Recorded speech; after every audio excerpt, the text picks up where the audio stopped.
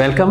मैं डॉक्टर इमरान हूँ और इस्लाम and psychology, comparative religion, psychology पे लास्ट 30 ईयर्स से मैं काम कर रहा हूँ। I have done 2 PhDs and 2 post doctorates. तो इसलिए हम पूरी दुनिया के अंदर अल्हम्दुलिल्लाह साइकोलॉजी को पढ़ाते हैं। जिस लेवल की चीज़ें आपने देख ली हैं, ये लेवल की चीज़ें दुनिया में भी बहुत कम है कि under one roof 26 therapies offer हो रही हों, टेक्नोलॉजिकली इतना एडवांस हो। वी हैव होल पब्लिकेशंस जो हमारी पब्लिश्ड हैं और अगेन इसको मज़ीद स्केल अप हम जो है वो कर रहे हैं।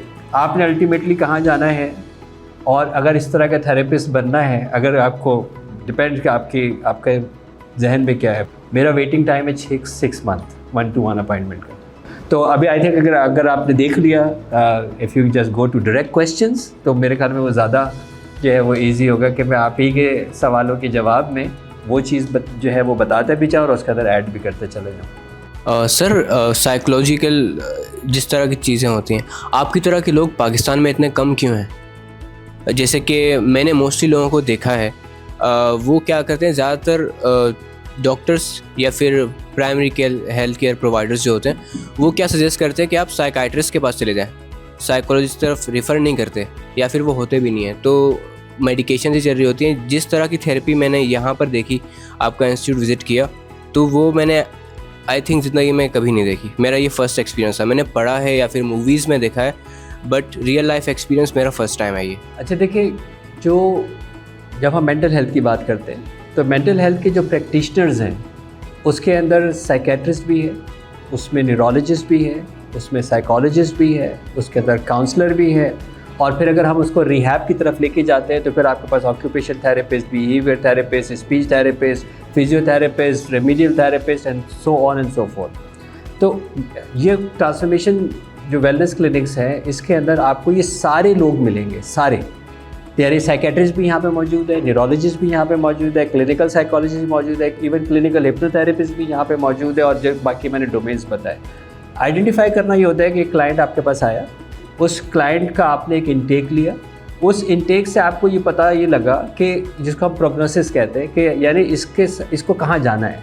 अब लेट्स सपोज अगर कोई ऐसी स्टेट के अंदर है जहाँ पे उसका रियलिटी कांटेक्ट ही नहीं है और उसको मेडिकल इंटरवेंशन की ज़रूरत है, तो वहाँ पे आप उसको देखेंगे कि यार ये साइकेट्रिक वैल्यूएशन इसकी चाहिए या न्यूरोलॉजिकल चाहिए।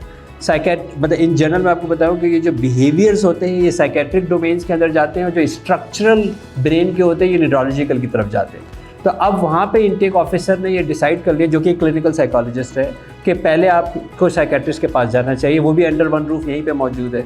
इसी तरह न्यूरोलॉजिस्ट के पास जाना चाहिए, तो वो भी अंडर रूफ यहाँ पे मौजूद है।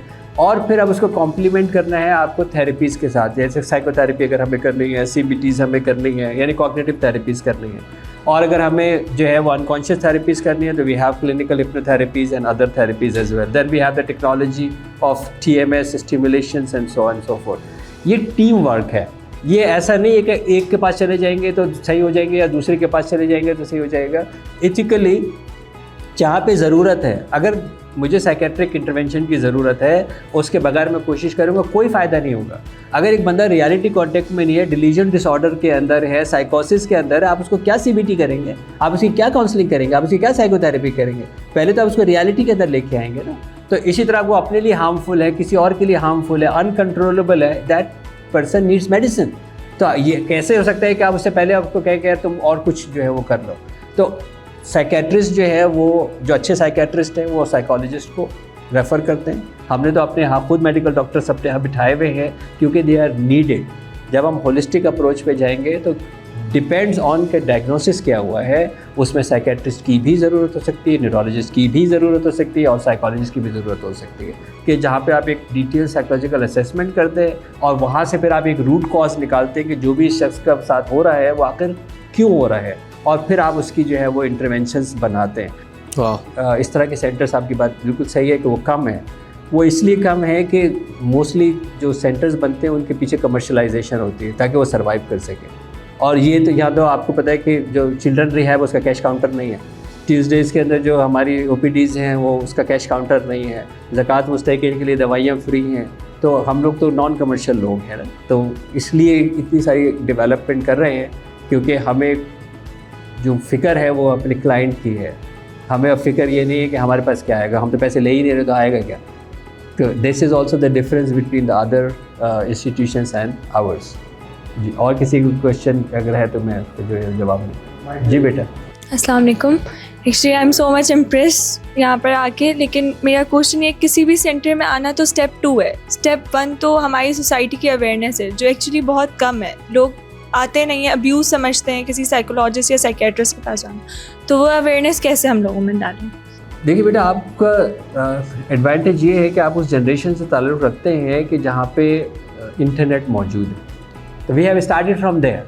आपके पास है इंटरनेट, आपके पास है सोशल मीडिया, आपके पास है दुनिया की कनेक्टिविटी, राइट। आपका काम है मैसेज पहुँचाना। आपका काम ये है कि अगर ये इश्यूज़ हैं तो आपको तवज्जो दीजिए। अगर आपको रात भर नींद नहीं आ रही है, अगर आपको भूख नहीं लग रही है, अगर आपका चिड़चिड़ापन हो रहा है, आपकी पसंदीदा चीज़ें जो आपके सामने हैं वो भी अब आपको अट्रैक्ट नहीं कर रही हैं, आपका दिल आइसोलेशन के अंदर जा रहा है, आपका दिल नहीं करता है कि मैं किसी से बात करूं, मैं खालीपन महसूस कर रहा हूं और 2 हफ्ते से ज़्यादा हो गया मैं इस स्टेट से बाहर नहीं निकल पा रहा हूं, मैं लेट गो नहीं कर पा रहा हूं, मैं अपना कोई वाक़या नहीं भूल पा रहा हूं, तो फिर मुझे तवज्जो देनी चाहिए। अब आप ये नहीं करेंगे किसको तवज्जो देनी चाहिए, आपने आखिर में कहा आपको तवज्जो देनी चाहिए। आपका जिम्मेदारी क्या है कि मैं एक राइट मैसेज दे दूँ। उस राइट मैसेज को आप अपने घर में भी दे सकते हैं, अपने एरिया ऑफ इन्फ्लुएंस में भी दे सकते हैं, आप मीडिया के ऊपर जो है वो जाके दे सकते हैं। अब अगर 6 महीने लोग मेरा वेट कर रहे हैं कि मुझे अपॉइंटमेंट मिल जाए, तो ऑब्वियसली उन्होंने सुना होगा ना मुझे क्यों वेट कर रहे हैं, तो लोग क्यों आते हैं। तो बहुत बड़ी तादाद है जब लोगों को जान गई है, लोगों को पता लग गया है, तो उनको आपने एक इनडायरेक्ट वे के अंदर अलामात बतानी है और आखिर में सवाल छोड़ना है, तवज्जो दीजिए। अब उनका काम है कि वो खुद सर्च करें और फिर वहाँ तक पहुँच जाएं जहाँ तक वो पहुँचने चाहिए। लेकिन मैं सारी दुनिया को जाके बताऊँ कि आपको इलाज कराना चाहिए, आपको इलाज कराना चाहिए, आपको इलाज कराना चाहिए, ये अप्रोच ही गलत है। ये कंपल्शन की अप्रोच ही गलत है। 2 काम हम लोग करते हैं यहाँ पर, एडवोकेसी एंड ट्रीटमेंट। एक और चीज़ जो आप लोगों के लिए बहुत इंपॉर्टेंट है, बिकॉज आप साइकोलॉजी के स्टूडेंट्स हैं, लेबल से बचिए, ठीक है, लेबल से बचिए। आपने देखा मैंने वर्ड क्लाइंट यूज़ कर रहा हूँ, लेबल से बचें। सबसे पहले क्या गलती करते हैं कि गूगल पर आपने 4 चीज़ें पढ़ी, आपने लेबल कर लिया कि यार मुझे तो लगता है मैं OCD, मुझे तो लगता है मैं ADHD हूँ, मुझे तो लगता है कि मैं डिल्यूजन में हूँ, मैं तो फलाना हूँ, मैं तो दिमाग का हूँ, तुम ये हो, तुम वो हो। या डिप्रेशन एक बज़ वर्ड है, मतलब हर चीज़ के अंदर आपको डिप्रेशन है। नमक ज़्यादा हो गया तो वो भी डिप्रेशन है, मतलब ये कैसे डिप्रेशन हो गया, राइट। मेरी पसंद का जोड़ा मुझे नहीं मिला तो डिप्रेशन हो गया, ईदी कम मिली तो डिप्रेशन है। ये कौन सा डिप्रेशन है, मतलब डिप्रेशन इज़ अ डिसऑर्डर, ऐसे है ना। डिप्रेशन एक मर्ज़ है, ये स्ट्रेस है, और वो भी बेकार का स्ट्रेस है, गैर हकीकी आप तवक्कात लगा रहे हैं, तो आपने कहा स्ट्रेस हो गया लेकिन वो डिप्रेशन हो गया। तो हमने बहुत सारे क्या किया, लेबल लगा लेते। तो ना हमें अपने ऊपर कोई लेबल लगाना चाहिए, ना हमें किसी और के ऊपर जो है वो लेबल लगाना चाहिए। ये बड़ा इंपॉर्टेंट है साइकोलॉजिस्ट के लिए कि आप जो है वो लेबल ना लगाएं, इसलिए लोग आपसे दूर भागना शुरू हो जाएंगे कि यार ये तो इनका तो काम ही है कि हमें मरीज़ का आपने करार दे दिया उस पर। तो आप लेबल से बचेंगे और आपके पास राइट नॉलेज होनी चाहिए और आप अपना मैसेज जो है वो दें, जो आपको प्लेटफॉर्म मिलता है वहाँ से दें। अस्सलाम वालेकुम। What's your approach with the treatment of schizophrenics here? पहले तो आपको अंडरस्टैंड करना पड़ेगा कि जब हम शिज़ोफ्रेनिया की बात करते हैं तो ये वो डिल्यूजन डिसऑर्डर है जो कि 5 सेंसेस की बुनियाद के ऊपर हाइपर या हाइपो हो सकता है। अब मुझे अगर कोई चीज़ नज़र आ रही है, सुनाई दे रही है, कोई चीज़ महसूस हो रही है, राइट, तो इसका मतलब है कि वो पर्सन रियलिटी कांटेक्ट में नहीं है। तो शिज़ोफ्रेनिया का अगर डायग्नोस्ड पेशेंट है तो इसका केमिकल इम्बैलेंस एक नेचुरल इशू होगा, तो that patient needs medicine for sure. उसकी मेडिसिन मैनेजमेंट करना ज़रूरी है क्योंकि उसका जो केमिकल इम्बैलेंस है ब्रेन का वो बैलेंस नहीं है। हमारे पास जो है वो TMS मौजूद है, that is also one of the alternate of medicine जिसको हम कंबाइनली यूज़ करते हैं। एंड उसके बाद फिर आप उसको साइकोथेरेपी के अंदर बड़ी सक्सेसफुल इंटरवेंशंस हैं कि जहाँ पे आप उसको रियलिटी कांटेक्ट में लेके आते हैं। यानी उस पर्सन के सबसे पहले आपने ब्रेन केमिकल्स की बैलेंसिंग के ऊपर काम किया और उसके बाद उसको आपने रियलिटी कांटेक्ट के अंदर इस्टेब्लिश करने का काम किया और उसके बाद फिर जो उसके साथ इश्यूज़ हैं उसके बाद आप उसको एड्रेस करते हैं। तो शिज़ोफ्रेनिया जो है वो फॉर श्योर एक डिल्यूजन डिसऑर्डर की एक पीक है जिसके अंदर बहुत सारे दूसरी ब्रांचेस भी आती हैं, लेकिन ये मैनेजेबल है। ये मैनेजेबल है, person can go back to work, person can do all those things जो उसकी ज़िंदगी के लिए ज़रूरी हैं, and he can still live with schizophrenia. तो and we have a very successful interventions जो हम लोग यहाँ पे आएंगे, बल्कि अमीमा जो है वो हमारी शिज़ोफ्रेनिया एक्सपर्ट है वो, तो manageable, schizophrenia is definitely manageable. मेरा क्वेश्चन ये है कि ये जो हमारी सिक्स सेंस होती है, जो हमारी छठी होती है, कि लोग कहते हैं कि मेरी छठी ये बोल रही थी और देखो ऐसा हो गया, तो इसका ताल्लुक हमारे अनकॉन्शियस माइंड से होता है, कॉन्शियस माइंड से होता है?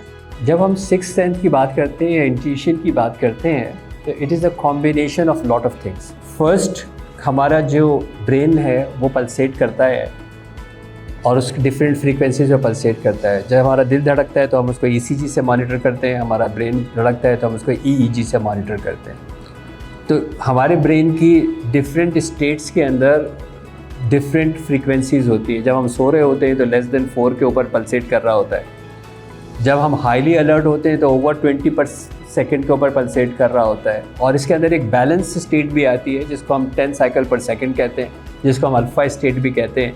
दैट इज़ अ स्टेट जहाँ के ऊपर आपकी जो सिक्स सेंस है या इंट्यूशन है ज़्यादा अच्छा ऑपरेट करती है। ये मैं इंटरनल न्यूरोलॉजी की बात कर रहा हूँ। प्लस ये कि कुछ लोग जो है वो ऐसे गिफ्टेड होते हैं, ऑलरेडी गिफ्टेड होते हैं कि जहाँ पे they can seek more knowledge from the universe. Almost 10 to 20% born with this ability, the remaining 80% can always learn this ability. Confirm कब होगा? जब आप उसकी एविडेंस ले आएंगे।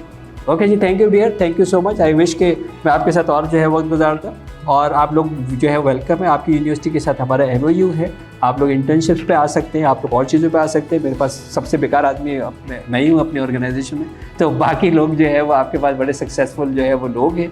आपके पास कॉन्टैक्ट नंबर्स हैं हमारे ऑर्गेनाइजेशन का, अमीमा का, आप जो है वो करें। और once again you are always welcome at our centre. Okay, thank you जी, थैंक यू।